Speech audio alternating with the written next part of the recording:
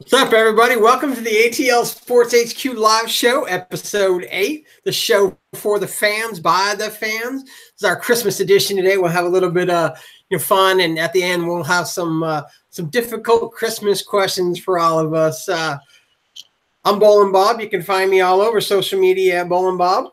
I'm Phil Beasley. You can find me at _ATL Phil, Twitter and Instagram. I'm Daric Clemens. You can find me on Twitter at dclemens.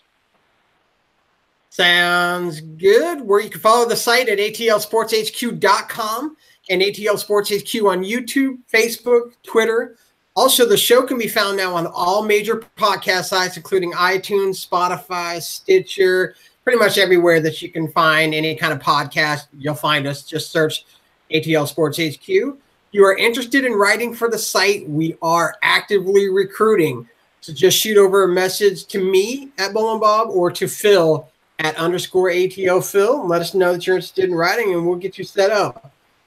Let's get right into it today. First topic, Georgia Bulldogs. A lot of big stories going on this week with them. Justin Fields has put himself in the transfer portal and can now be contacted by other schools regarding a transfer. Is this a good or bad thing if the program does lose Justin Fields, Daric? Oh, this is a terrible thing, and it sucked seeing this news this week. And I think, in my opinion, I think Justin Fields has the ability to be one of the most talented quarterbacks in a long time in college football. But Fromm, he's been nothing but great the last 2 years. He's taken us to a national championship. And then we should have won that game, and then we also should have been in the playoffs again this year. So it's terrible news, but it's just how the game goes. And it's great. It's great for him. It's the right thing for him to do because he wants to play immediately and show off the talent that he has. So I'm glad. I'm happy for him, and I hope he goes somewhere where he can provide for their team and help them win later on.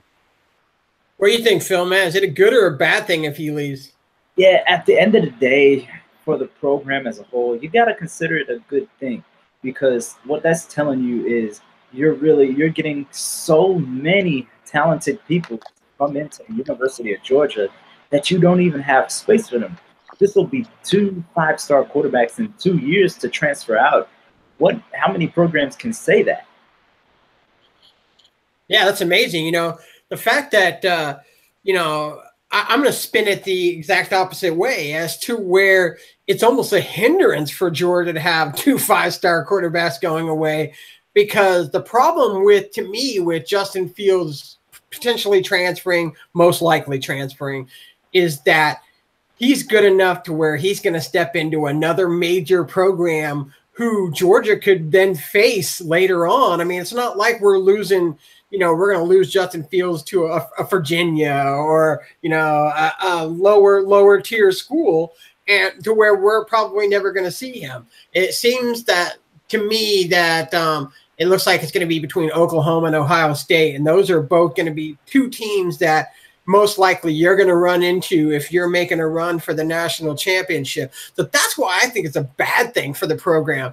For him personally, it's a great thing because, again, Jake Fromm has shown no reason why he shouldn't be the quarterback for Georgia. So as long as he was staying in the program, it didn't make any sense for Justin Fields to just sit there. I think he realized he wasn't going to be starting. Yeah, they should have redshirted them. I don't know who's in charge of that decision making, but that was definitely a blunder. Because if you would have redshirted him, let's say Jake Fromm has a great year this coming year and decides to go to the NFL draft. Justin would still have 3 years left of eligibility. Yeah, I agree with that. Especially if we would have redshirted him. But also, I still think there's a possibility that he will stay if he's not going to be eligible to play next year. So he might wait it out and see if Jake Fromm goes to the draft after next season.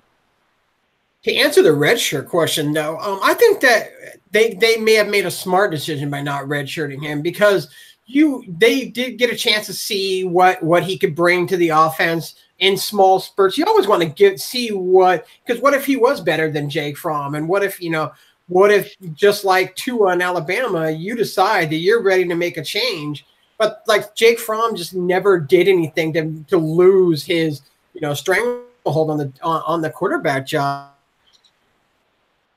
I think into this transferring and having to wait out a year, it looks like, from what I've been reading and different sources have been reporting it, that he's going to go with the racial thing to get out of this, to get out of waiting the year. I don't know if you guys, the listeners out there are familiar with what happened. Was a Georgia baseball player at one of the games said a racial epitaph to him, and that baseball player was removed from the Georgia program, and I believe he was expelled from school too. But what it does is it allows Justin Fields to now go to the NCAA and say, hey, look, they set an environment here that I don't feel comfortable in being anymore. And most likely he's going to win. I can't. The NCAA has been really lenient about transfers lately. So I think that if he presents that to the NCAA, he's got a good chance. Yeah. So we'll have to wait this one out and see. It's not official yet. Being in the transfer portal to me is probably 60-40 that he is going to transfer. I do think he'll play in the bowl game. So the decision will be made after the bowl game. I think it'd be kind of dumb for him not to play in the bowl game. I'm pretty sure he confirmed that he's going to play. Yeah. It would just make any sense. Hopefully he gets a little bit of a chance, to show off a little more than he had been. But if you were Kirby, if you knew that he was wanting to transfer, would you let him see the light of day? I wouldn't. Today, if he's thinking about it, you might as well do right by the kid. Or maybe you play him all 4 quarters, let Jake Fromm rest so he doesn't have a chance of getting hurt, and then send a guy out there on the field that is going to transfer to a major college. So, but my second question about this is, did we essentially just trade Justin Fields to Ohio State for Dwan Mathis, who, other than being 1 star less than Justin Fields, is essentially the same exact quarterback, dual threat? He flipped from Ohio State to Georgia. Phil, do you think we just traded?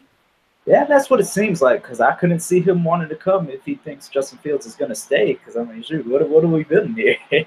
Are we we're going to run 3 quarterbacks out there, run some wildcat offense or something? Yeah, Daric, do you think that was basically just a trade? Yeah, that's what it seems like, and I think it just goes to show recruiting, because in short notice he flipped the switch and found another quarterback that can be a part of the future for Georgia football. Yeah, I think Dwan Mathis got the. I don't know if it's Dwan or Dwayne. I really haven't looked. It may be Dwayne, but he. I think that he pretty much was told by people that Fields was going to Ohio State, and he could see the writing on the wall just like Fields could with Fromm, and realized that he's not starting over Fields transfers. So, he has essentially the same shot that Justin Fields had here in Georgia, but it'd be a good pickup for Kirby because, boy, all of a sudden you're running thin at the quarterback position. So, getting commitments in the quarterback position was a good get for them. But we're losing Fields and Jake Eason. We're talking 2 5-star quarterbacks here. Is that going to come back to bite Georgia in the end, Daric? I think Fields is going to really actually end up hurting a lot, because I think he has the ability to win a Heisman Trophy at some point, depending on where he goes. I think the Jacob Eason thing, I think he's going to be well for Washington, but will we ever play him, or will we ever have a chance? I don't think he'll take them to the next level to compete in the national championship or anything like that. So I don't think it will be a big loss. But if Jake Fromm continues to play like he has been, I guess it's not that big of a loss. Yeah, I wanna throw this out to the YouTube chat if you guys are out there. If you guys, what do you think? Do you guys out there think Fields and Jake Eason's going to come back to haunt Georgia in the end? But we'll throw it to Phil for now while we hopefully get some answers. So, Phil, what do you think, man? Is that going to come back to haunt him? Y'all know where I stand with this. I don't think Eason will, because like y'all said, I don't think we'll play Washington. But but Fields is going to go to Georgia Tech, and he's going to slice UGA up next November. You know, he's going to have that revenge factor. But here's where I'm going to disagree with you guys, because Jake Eason almost has the easier path to get to the Final Four, because Washington, it will come in next year as the favorites in the Pac-12. Pac-12 obviously is a weaker conference. So him going back home and playing in front of his crowd, I think he is, where he's comfortable. He's no longer in a pressure situation playing at SEC. And so that's where I think he could come back to haunt him. Justin Fields is going to come back to haunt them. This is not a could. He is going to come back to haunt them. I said all year this year that I thought next year is when Georgia was going to take the step to national championship, and that was based off my thought that Justin Fields would take that job away from Jay Fromm. I think he is an elite quarterback. He's shown spurts on the field of what he can do, and he's just exciting, So I think he is going to come back to haunt us, but Jake Eason could, again, he may sneak in. You could very well see a 4-1 Washington Georgia matchup. So, it's interesting to see, but we'll just have to wait and see. That's the great thing about the NCAA is you just truly never know. So, but in tune with our Christmas theme, what is your Christmas wish for Georgia, Phil? For UGA or the state of Georgia? Well, for UGA. I don't know. For them to be decent, but for Georgia Tech to be better.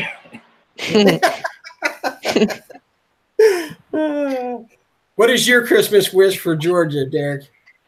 My Christmas wish is that Nick Saban retires next year. Yeah. Maybe he takes a pro job next year and he doesn't want to do the college life anymore. But my Christmas wish for Georgia is I would like to see them beat Texas for sure, but I want to see them win the SEC championship next year, and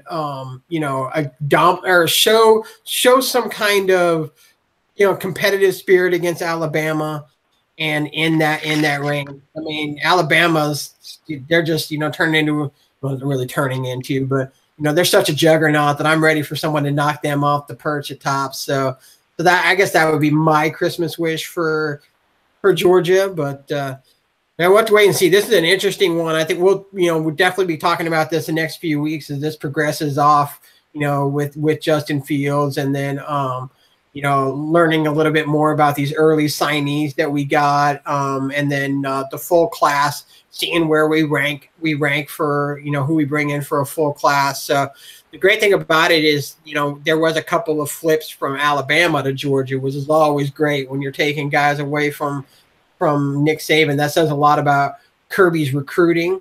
So, it's going to be interesting next month or so for Georgia. Like I said, we'll definitely be following along with that. But let's get into the Atlanta Falcons. Man, we haven't had nothing good to say about them for a while, so this is like a new territory for us.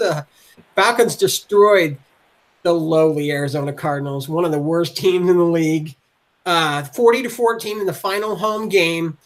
But the .0001 chance of playoffs is now 0. One of the 14 things that could have happened to get them out of playoffs did happen. I think it was a Minnesota win or something like that. But yeah, it was one of 14 things that had to happen, and it did. But why were the Falcons able to be successful this week, Daric? Because they were playing the Arizona Cardinals, and that's the main reason. But I mean, it seemed like they played a complete game. I mean, the defense stepped up and created turnovers. The pass rush was excellent again following the Green Bay game. And I mean, Julio, he found his way in the first half. Matt Ryan played pretty well, and everything seemed to come together, and they seemed to have a solid outing from everyone. But I think the biggest part of it is obviously because we played the Arizona Cardinals. Yeah. Yeah. Why do you think they were successful, Phil? Yeah, it helps when you play the worst team in the league, or one of the worst teams in the league. I guess we didn't get the pleasure of playing Oakland this year, but yeah, it was much like the Washington game. You know, all three facets of the game showed up. Offense was there, special teams was there, defense was there. They created turnovers. You know, Julio was Julio, Matt was Matt. You know, I guess 2 out of 14. That's about 1 out of 7. That's about 13%. So they played good 13% of the season. You know, that's better than 0, I guess, if we're looking for positives that hard. But, you know, these last 3 games, you know, like the NBA, there's people now claiming, well, now that we want you to lose, blah, blah, blah. Yeah, calm down, calm down. You got to build some momentum coming into next year. Football, the season is so short. Every game is so important. You got to ride that wave a little bit. You can't just nail it in like in the NBA. Yeah, you know, I agree with both of you. You know, number one for me is the Arizona Cardinals. I mean, they are flat horrible. Josh Rosen, rookie quarterback, really has been flustered all year long. So, but the pass rush was great. I mean, this was the second week in a row that it looked good. But, you know, Daric, why are they now going with a pass rush in week 14 and 15? Well, I mean, where was this 1 through 13? It's been the last 2 games. That's it too. That's crazy. I don't understand. I mean, is it the scheme or what? Are the players just finally starting to be better now, or I don't know.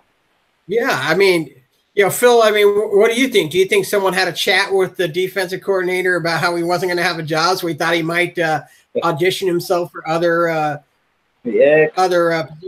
Definitely think it's a little too late right now to save his job. So I just think, you know, all season long we saw the injuries. I think it's people now finally getting comfortable within their increased production role. So it was bound to happen. Unfortunately, it's too late. But like I said, building on for next year. I guess another thing. I mean, we played the Packers, who had a hurt offensive line, and then we played the Arizona Cardinals. So I mean, it's not that impressive to me. But even we played other teams that have had weak offensive lines, and we still haven't put together, you know, games like that. Again, there was 0 pass rush. We went from 0 pass rush to now it's like every other play is a pass rush. But real quick, I wanted to jump back in. I'm on YouTube, and Dougie Fresh, he's in here pretty much every week. He said, "Oh God, that's even worse." Or he said that'd be the most Georgia sports thing ever for Fields to come back and beat the Bulldogs in a national championship. But one thing I want to throw out this about the Falcons. I heard a rumor this week that they're interested in Darrell Bevell as the offensive coordinator. Let me tell you guys, as someone that has seen a lot of Darrell Bevell, Falcons fans just pray that Darrell Bevell stays far, far away from Matt Ryan and far, far away from that offense. I would almost say I'd rather have Steve Sarkisian than Darrell Bevell. Bevell was horrible.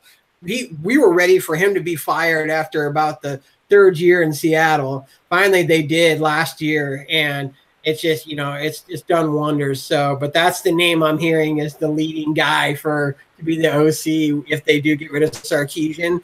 So you're going to show no improvement in the offensive spot. But, you know, so the fact that they're talking about Sarkisian being gone too leads me to believe that him and Matt don't have the best relationship either. But now that the Falcons are officially eliminated, is it all about the draft positioning, Phil? You kind of answered this one a little bit, but you know, go into detail a little bit. I'm not even a big NBA tank guy, and tanking in the NFL is frowned upon 25 to 30 times more than it is in the, in the NBA. So you got to go out and try to win these games. Yeah, I'd say, you know, it's another, I think, easy win. No Cam Newton. So, you know, so you're not going to have to worry about Cam. You know, there seems to be a lot of injuries on the Panthers side. So, But what do you think? Do you think they need to go for draft positioning or wins, Daric? I mean, you go for wins no matter what. There's no point. I mean, there's no point in taking for what a few spots to jump up spots. I mean, it's always about winning in my book. Yeah, they to me this draft for the positions that they need, you could easily find a guy in the first I think first 10 picks. So they're already in prime draft spots to me. So in the NFL, you can easily draft a bust in the first round, or you can easily draft a star in a later round. It's not like the NBA where you can almost gradually see the talent decrease. NFL is a lot of luck. So if you want us to lose these last 2 games to get 2 spots higher, there's really no difference. this to me is the perfect draft, I think, for the Falcons to be trading down in to acquire more picks, get depth on the defense, depth on the offense.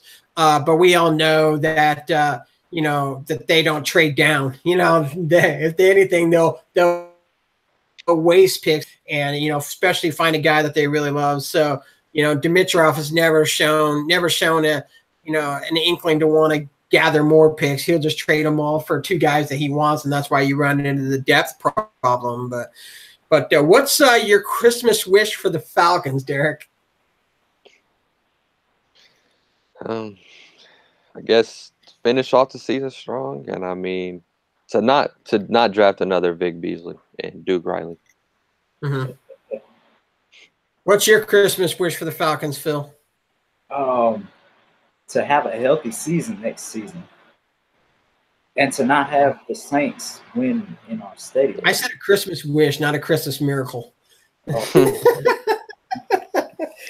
My Christmas wish for the Falcons is that if the Saints do make the Super Bowl, I want the Falcons to sit there, and I want Dan Quinn to make them sit right on the front row on the 50-yard line and watch another team play on your home field in the Super Bowl and Outside club.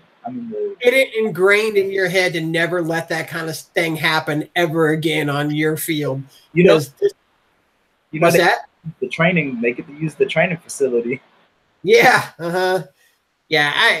Really for them, my Christmas wish for them is that they put together a solid offensive line for Matt Ryan and just a solid all-around team so that he can get this, I really would like to see him get a ring just so he can get the respect that he deserves, because without one, he never will. So, as long as my Seahawks are eliminated, I wouldn't mind seeing Matt Ryan get a ring. So again, it's just, for someone that's so disrespected as he is, I think that's what it's going to take for him to get any kind of respect outside of Atlanta. So we'll have to wait and see. I mean, we all know it's been a poor season. Everybody's looking forward to next season, but still got a couple more games to go. So finish off strong and then draft well. That's going to be the big thing for them. So, but now we're going to get into some Atlanta Hawks. The Hawks week since our last podcast, they did lose to the Celtics 129-108, which was an okay game. I mean, it wasn't their best, but I mean they stayed pretty much competitive. They had a couple of bad quarters and a couple of really good ones, and then they lost to Brooklyn 144-127. Same thing, except it was the first quarter just set the tone for that, and then a big win over the Wizards 118-110. I guess that would have been, I said last night in our loud line, would have been Tuesday night. Tuesday night's game against the Wizards, the best we have played all season long so far, Phil. I think it was no, I can't, because we had 24 turnovers. So I want to talk about that. That is absolutely ridiculous. I don't know how we won a game with 24 turnovers. Washington needs to be absolutely ashamed of themselves. They are what a crapshoot they are. But we played really good. Some really good games from John Collins, Trae Young, Not Torian Prince. Yeah, Torian. Yeah, he played well on the bench, doing nothing. That's a good spot for him. We like that spot. There on with his suit, but really good game all around. If you cut out the turnovers, that really could have been a blowout. Mm-hmm. How many free throws were in that game? I forget. It was ridiculous. It was over 70, I believe. The game went to 10:30 at night because there were so many free throws. It felt like we were in a marathon. It was ridiculous, and early on, that's what was keeping Washington in the game because all the fouls were on us. And then the second half, it was like flip, and you saw Washington get a little frustrated at times and a few technical fouls even because every trip down the floor, each way, it was a foul. You don't like to see that happen. You don't want to see the refs take control of the game. It almost felt like we were there to see the refs. And I don't want to see it. I don't want to see the refs. I want to see the players play. Phil and I, we were both at the game, and I was texting him. I was like, clearly we're not playing by playground rules today. So,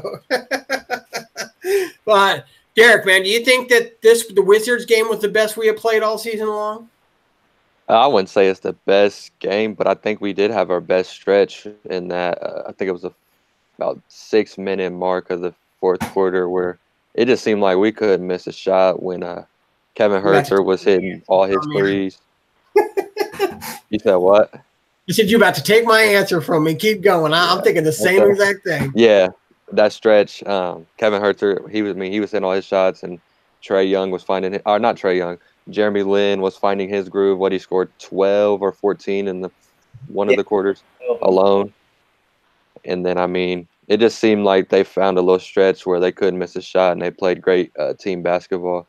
But I wouldn't say it was the best game in the season. Like Phil said, I mean, all the turnovers, all the fouls, it kind of got annoying to watch at some points.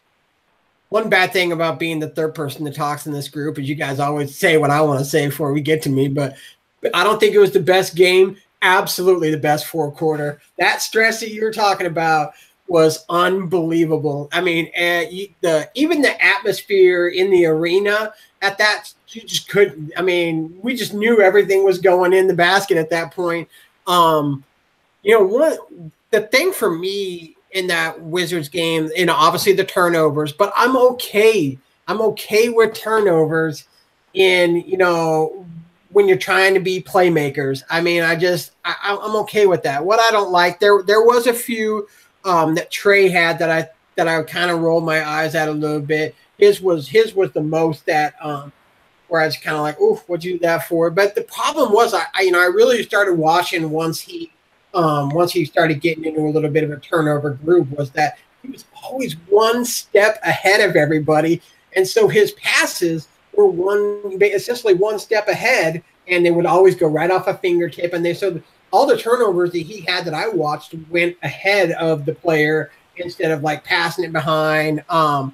And then there was a lot of the turnovers were iffy at best, but because the refs were calling such a tight game, that contributed to some of it as well. But yeah, that fourth quarter stretch, I thought Kevin Herter was great.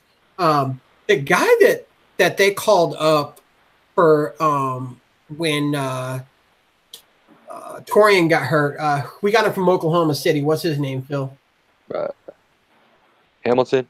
Yeah, Hamilton. He kind of brought Daniel Hamilton. Yeah, he brought some energy out there. He played quite a bit in that game as well. But I think we had 6 guys in double figures. So all around play, that might have been our best game for spreading the ball around and gathering offense. But yeah, I really enjoyed that fourth quarter, and I'm always down to see a win. So definitely shout out to the Hawks for playing a good game like that, showing what we can do. Let's see if they can put together some consistency and come out with some good energy in New York City tomorrow. Well, you're starting to see guys that weren't contributing as much at the beginning starting to finally put it together. We'll get to a few of these as we come down the line here, but let's start with Kevin Herter. He has probably been the most improved Hawks player over the last 3 weeks. What has he done to elevate his game, Daric? It seems like he's starting to get comfortable. I mean, he's starting to find his groove and find his spot on the court and his role as the player on the starting lineup. And I mean, he's knocking down shots at a more consistent rate. I mean, I don't think he was as consistent percentage wise, but it just seems like he's starting to do that. Yeah, yeah. What do you think, Phil? You think that do you think he's been the most improved over 3 weeks? For sure, yeah. Missing the summer definitely cost him early on. Early on, I was like, I don't know about this guy, because if you just look at him, he don't look like an NBA player. He looks like a random guy, but he's really starting. The game is starting to slow down for him. He's starting to have a good feel for the game, and man, he is a shooter. But he's not just a shooter. He is a playmaker. He can rebound. He can hold his own on defense. He could potentially grow into a very serviceable two-way player. I mean, hopefully more than serviceable, but at the very least, he could be our two guard of the future. So it's definitely good to see. The 19th pick has been very good to us. So maybe our Mavericks pick will fall to 19th. Now, hopefully, I don't think it'll fall that far, but that's a whole nother discussion we can have. But we talked about, you and I have talked about where we thought that he would be that he would have benefited from a trip to the G League to improve his game a little bit. But Lloyd Pierce has really, really shown great patience for a guy that's got a rebuilding team. And, again, I've mentioned before that, having him go through it with Philly, has definitely helped along the side. But what Herter has shown to me is that the things that I love the most about him in Maryland, the ability to rebound, get up on the boards, create his shots. He's really, really good running the screen. And so I noticed that a lot on the game on Tuesday. And then he's starting to bury threes, not just, make them, but he swished a couple that were just pretty, and they were, he was missing those at the early on in the year. Yeah, and also I think if Coach Bud, now this is why we got Lloyd Pierce. If Coach Bud was still our coach, I don't think Kevin Herter or Amari Spellman would have cracked the rotation yet. No, he was, in fact, Lloyd Pierce has given him more minutes to get him through the struggles, which is very. He's starting now. Yeah, we can sit here and we can go, it's just not working out. Send him to the G League. Well, Lloyd Pierce, in essence, is kind of treating it like the G League. Let's get these guys work through their struggles. It doesn't make any sense if those guys are struggling to put out,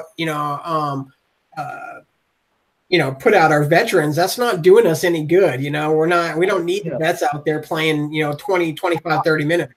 We're not winning more than, best case scenario, we're not winning more than 25, 30 games. Really, I don't expect us to win more than like 18 to 22.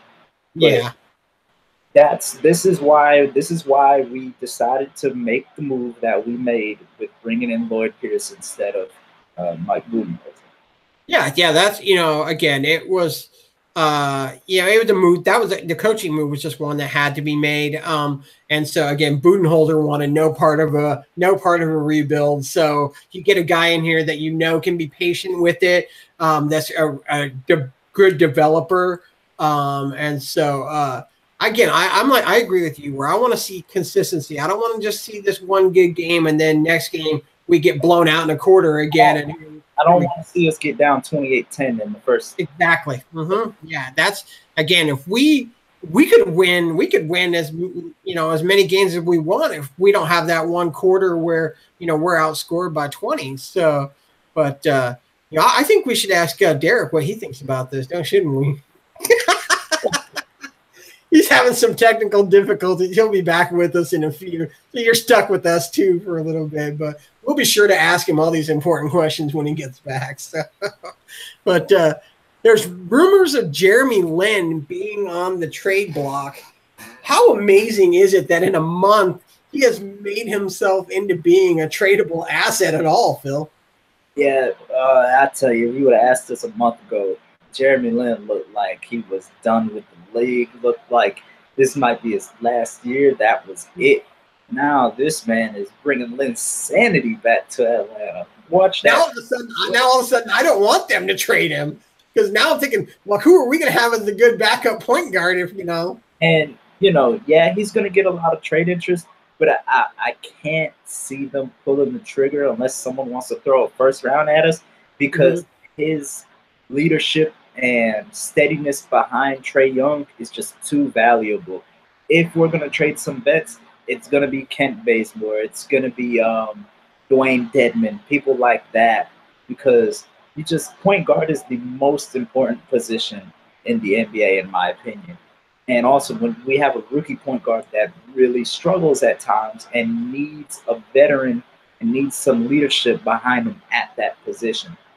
Yeah, I agree. The reason that they brought him and Vince in were because they were great locker room leaders. So, unless they're coming with a proposal that's going to have some good draft picks, but I just didn't see the prominent name I've seen mentioned is Orlando. I don't see to start him, I guess. Yeah, that's we were talking about it at work today, and we were like, what does Orlando want him for? And that's, I guess it really didn't make any sense. I mean, they're hovering around 500. I think they'll have a monumental fall off in a few weeks. But I don't know. There's some stupid teams out here. Yeah, I was trying to piece together who I thought that they would trade us for, for him to see if I'd like it. And I really couldn't see anybody that, again, you could ask me this question a month ago, I'd have been like, which guy can we take? We'll take anybody other than Jeremy Lin.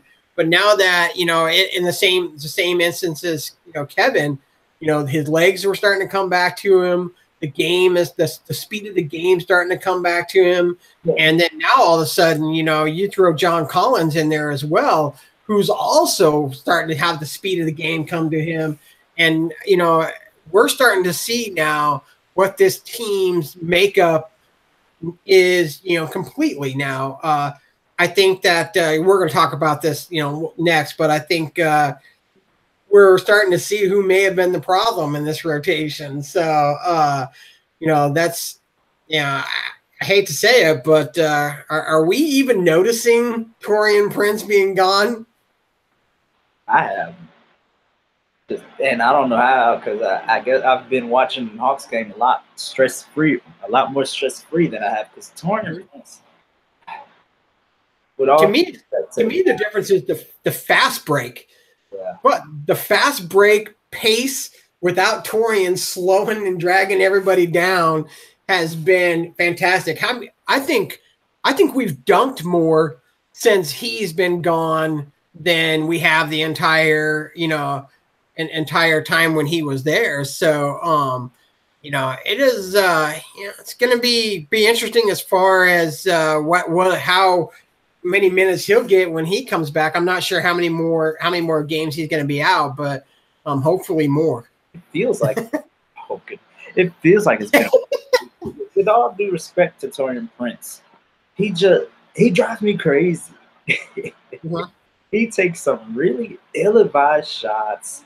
Then he misses. He misses the ones that aren't ill-advised. He misses the easy layups. He was the worst last year in, I think, layup percentage. And so, look who decided to join us again.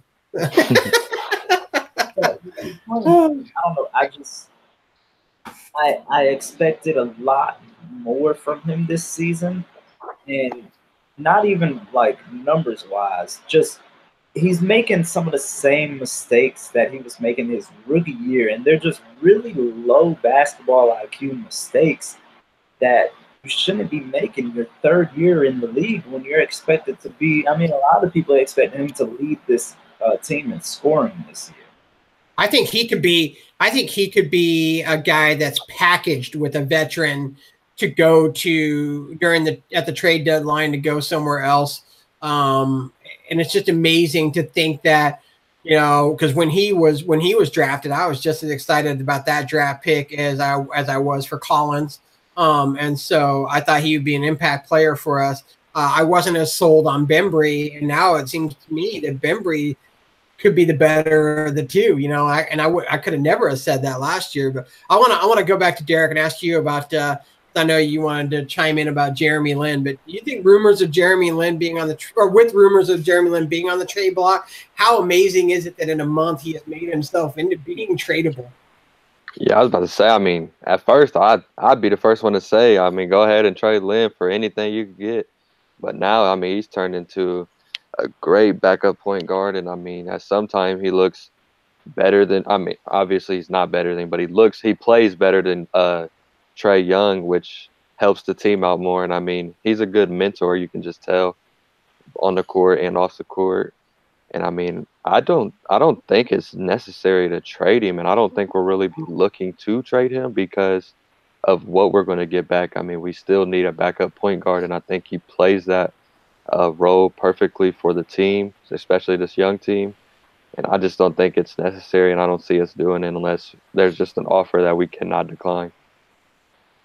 Yeah, Doug over on YouTube, he says that Prince probably going to get traded to the Bucks since Bud loves him and drafted him. So that that could definitely be an option. Send him and Bazemore to Milwaukee, and we'll just take Giannis. I mean, that seems like a fair trade, right?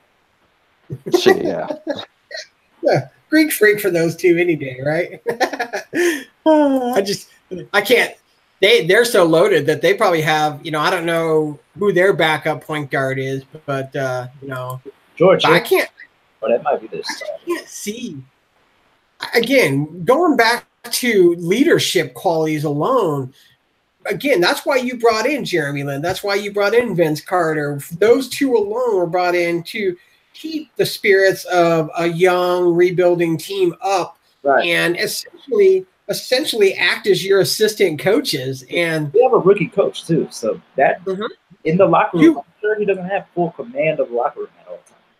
Yeah, and more so on the Vince Carter side, where he's even come out and said that Vince Carter is going to be a head coach in the league one day. He just has that, he has that in him to just naturally coach guys. And where he's like, I consider him to be a player coach on the team.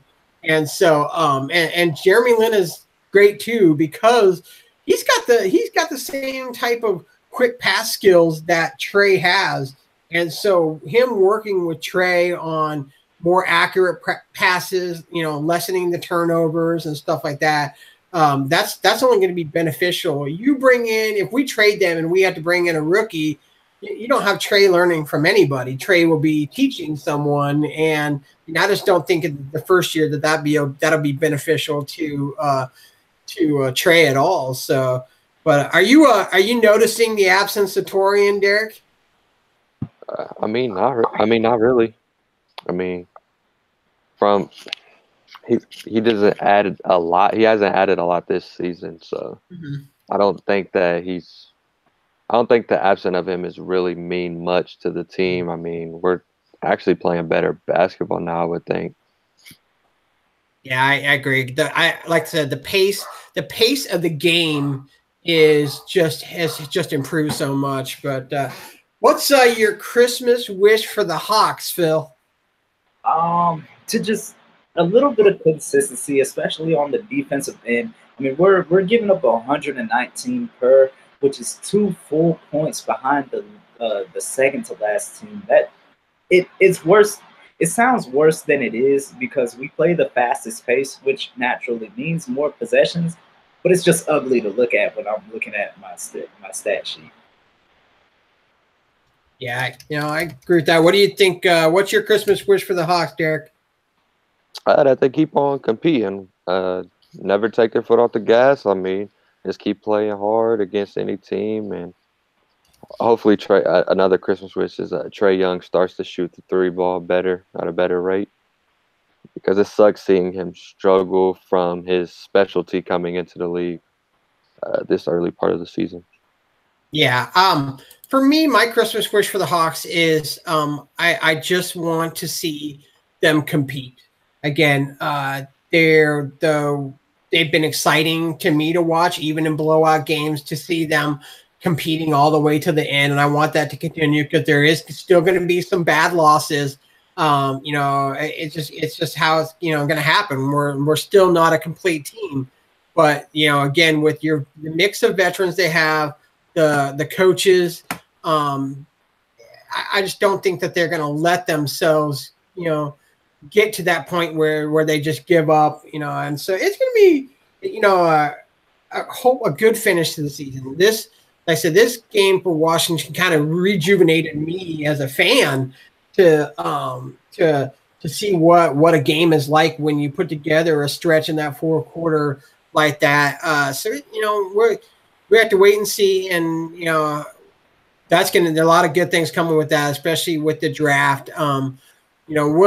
This year for the draft, we're actually going to go live at the draft and have our own little draft party where you guys can come and hang out with us. We'll kind of go over, discuss the picks and stuff like that. We're talking about doing that for the NFL draft as well. That way you guys can participate, kind of boo or yay the picks that the Falcons and the Hawks pick up, while you listen to us analyze, who we get and stuff like that, and we'll give our opinions like it means anything, but but that's something new we're really going to try, because now's the time to do it. Again, with the Falcons having a high pick, the Hawks having 2 picks that could be, very valuable picks.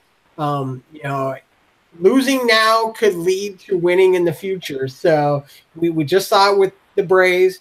So that's one really good thing about it is you've seen what a rebuild can do to a young team, and so that's what I'm hoping. I essentially want the same style for the Hawks that the Braves went through. I'll take losing seasons if it's going to improve us quicker and give us a chance at getting to the playoffs and being a respectable playoff team, than to just go to the playoffs and know that we're never going to go any further than that one miracle year where we went to the Eastern Conference Finals. But really, essentially, we were just a second round playoff team that was never going to go any further. So it was the future's bright. Just stay patient with them as a Hawks fan. I know it's rough. So, but let's get into some Christmas fun now.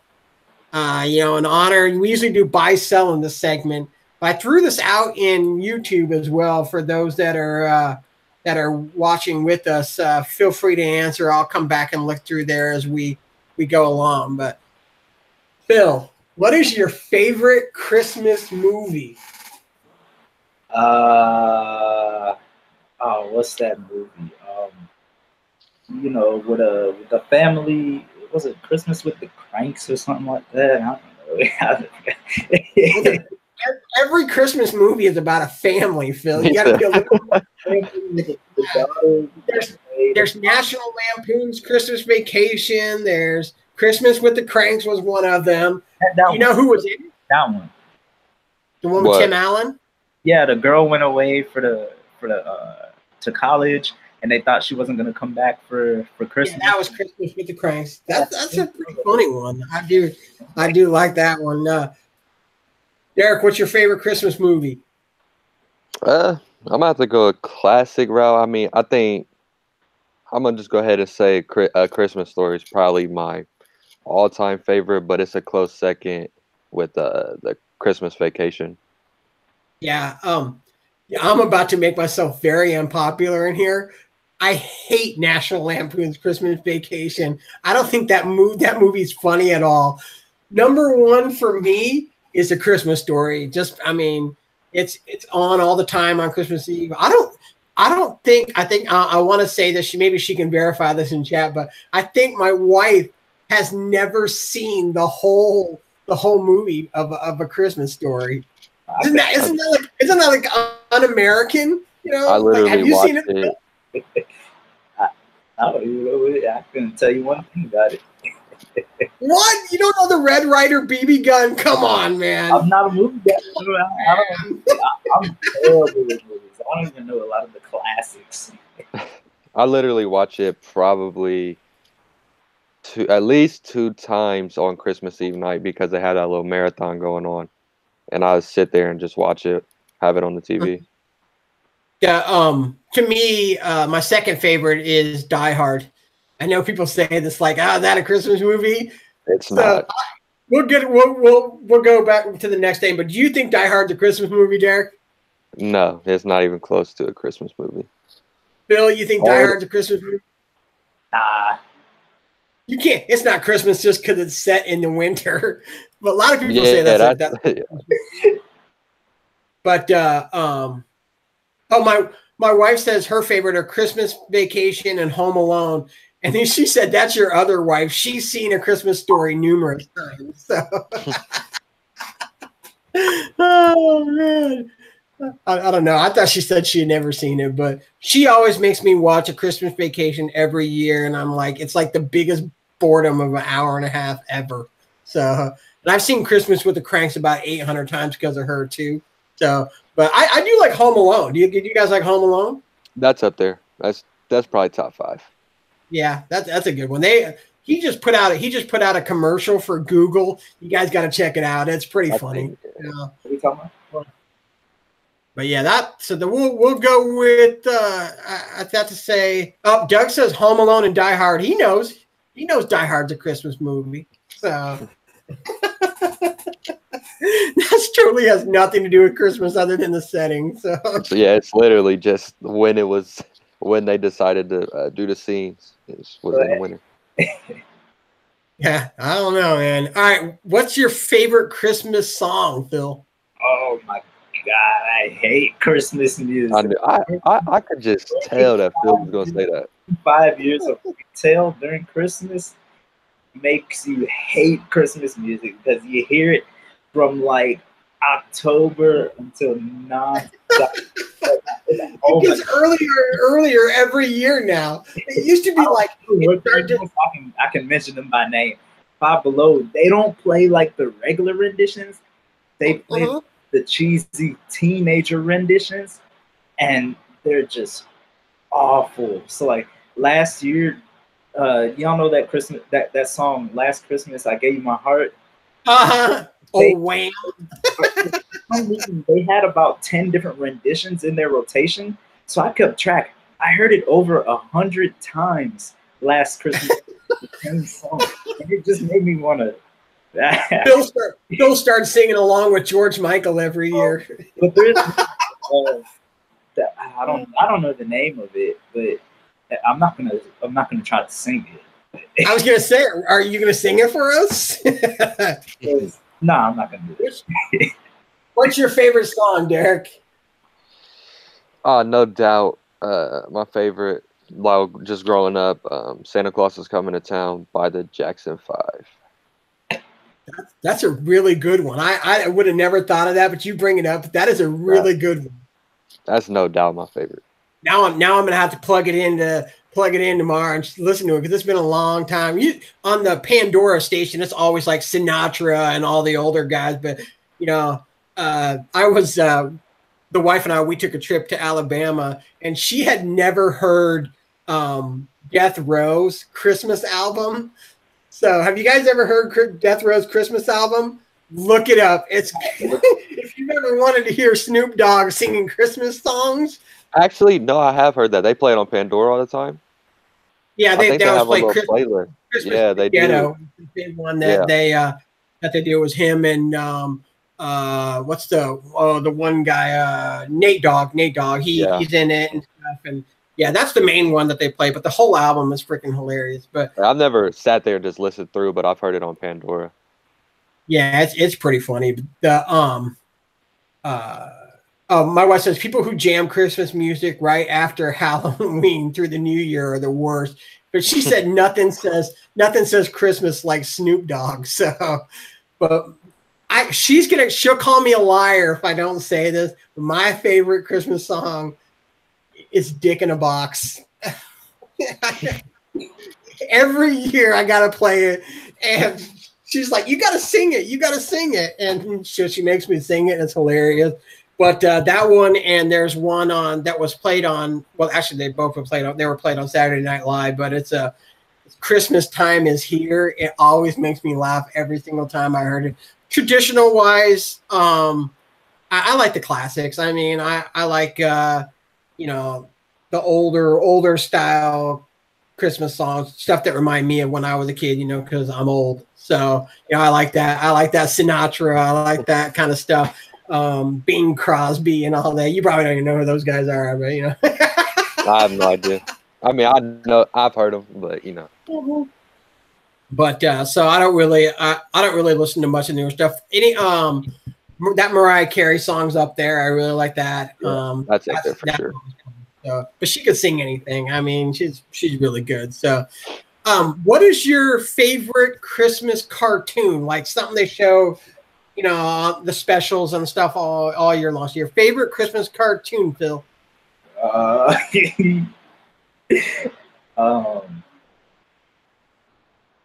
SpongeBob. That one episode. I don't know. Charlie Brown and the Christmas Story. Yeah, Charlie Brown's a good one. I mean, that's always a classic. Daric, what's your favorite? Much TV or listen to much stuff.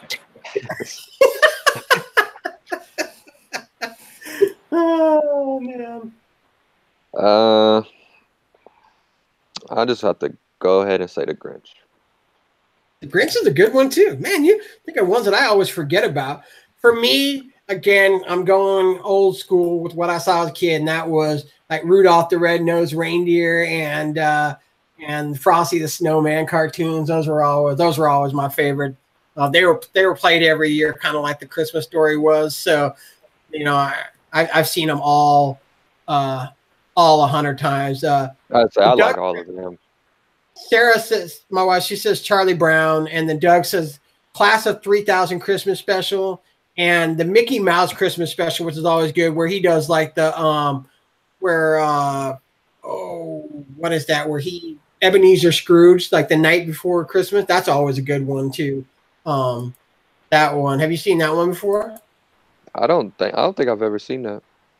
Mm-hmm. It's actually. I mean, it's Mickey Mouse. I mean, it's exciting as Mickey Mouse can be, but it's one of the better ones. But you said favorite.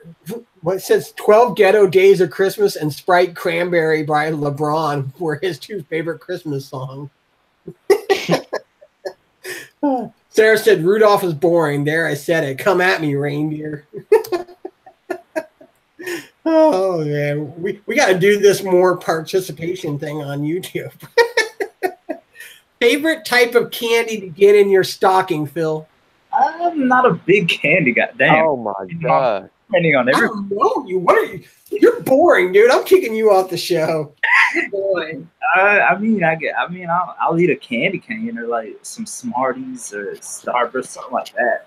A little bit of chocolate. I'm an ice cream guy. So, give me some ice cream. This guy wants a biography, and all his biography would be like, I was born, I did nothing because I'm boring, the end. I like ice cream too. So mad props for ice cream. But Daric, what kind of candy did you like to get in the stocking?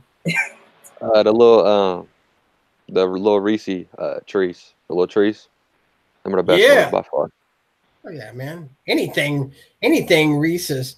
My dad said his favorite song was White Christmas by Bing Crosby. Like I said, that's what we listened to when we were younger. So Sarah says Phil doesn't watch movies and doesn't eat candy. Dude. I don't even know. It's like I thought I knew the guy, but I don't. Obviously me and Daric are the exciting ones on this podcast. My favorite type of candy, get anything Reese's. I love Reese's peanut butter. So, hit Aunt Sarah, load my stocking up with lots of Reese's. The other thing I like too is actually Gobstoppers. I've always been a big fan of Gobstoppers. So I like getting those in there too. So Sarah, you need to go to Five Below and pick me up some candy. I know a guy that can tell you where to go. I took her there and I told her that, that was like, that you used to work there. Now that's like her favorite store. I used to run that place. Now that's her favorite store. She thinks that's the greatest thing ever.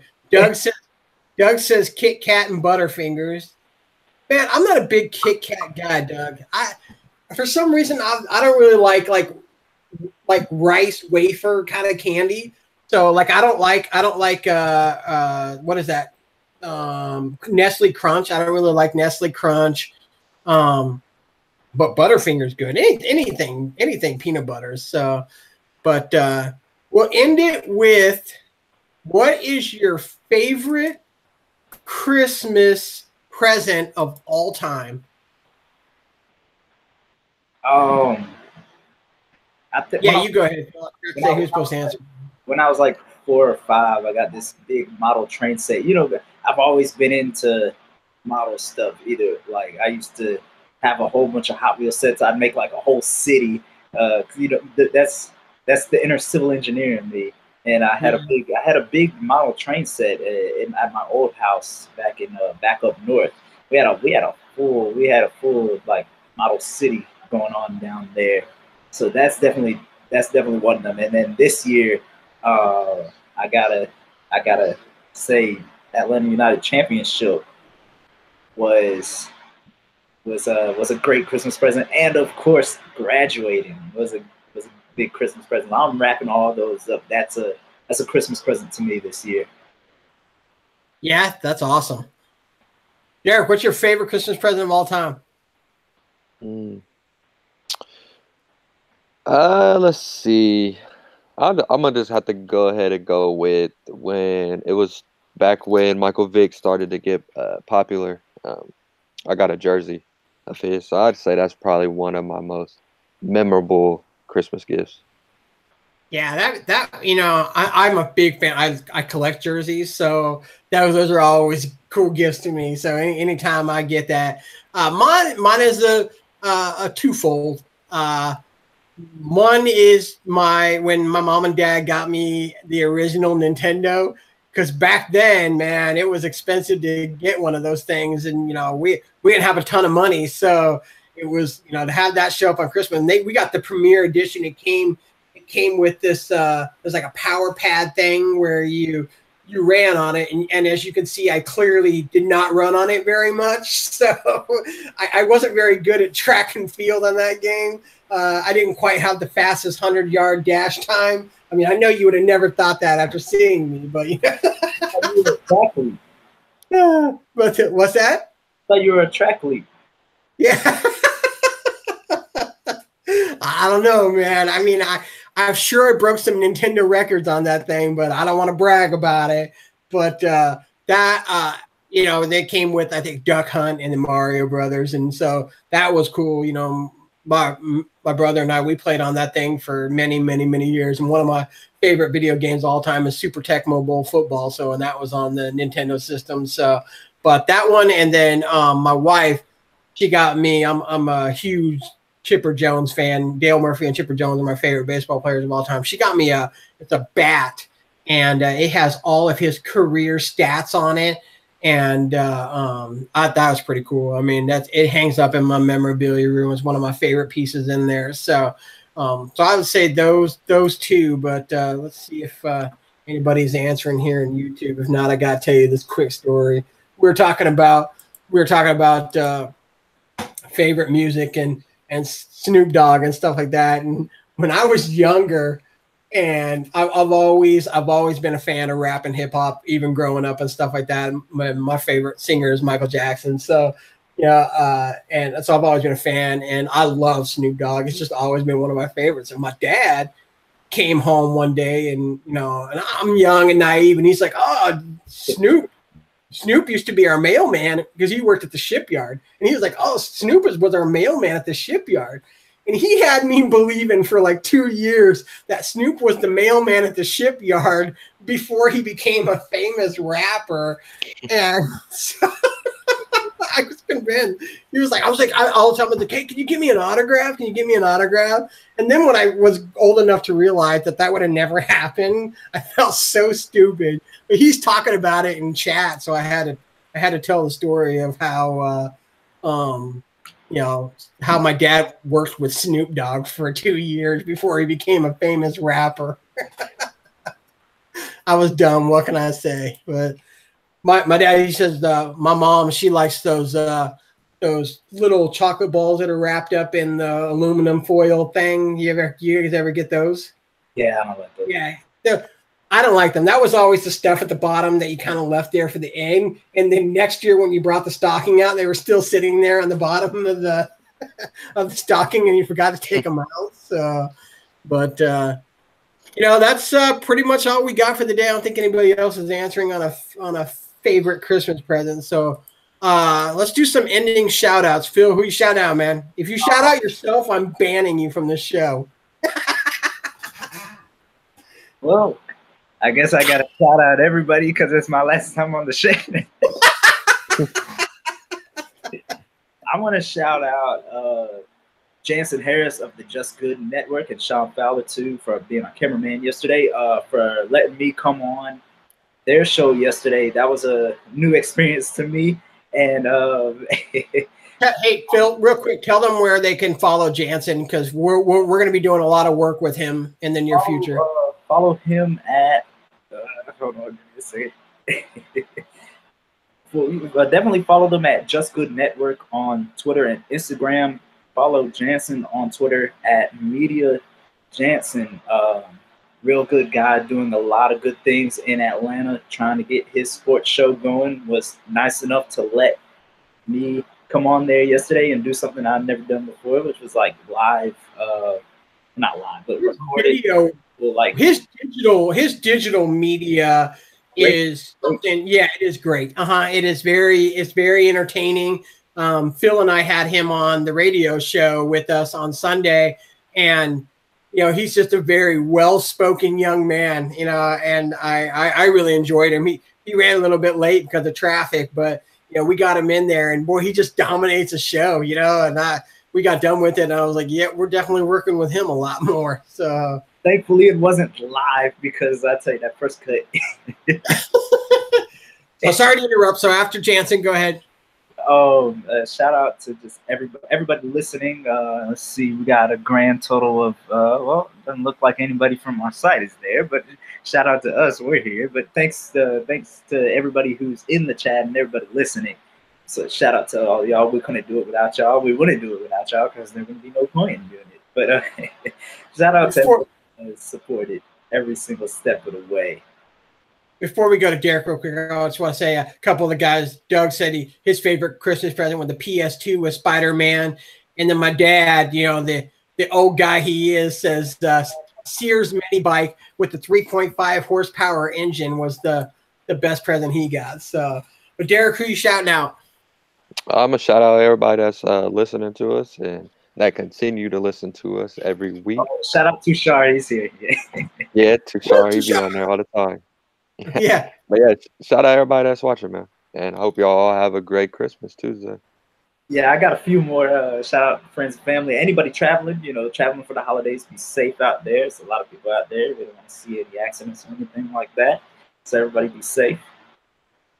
Definitely. Be careful out there. Traffic today in Atlanta was miserable already. So it was a wet, rainy, and a lot of people traveling. So I got kind of a special thing. Fortunately, Tuesday night, my hometown was hit by a devastating tornado. It was a F2 tornado, destroyed a lot of homes. And so I want to shout out my hometown because it's a real small community. It's called Port Orchard, Washington is where it is. It's only the second F2 tornado to ever hit Washington, and caught a lot of people off guard. There's a lot of families that don't have homes now for Christmas. I hate seeing this kind of thing happen near the holidays. Luckily, my parents' house went unscathed. The neighborhood literally right behind them is what got hit really hard.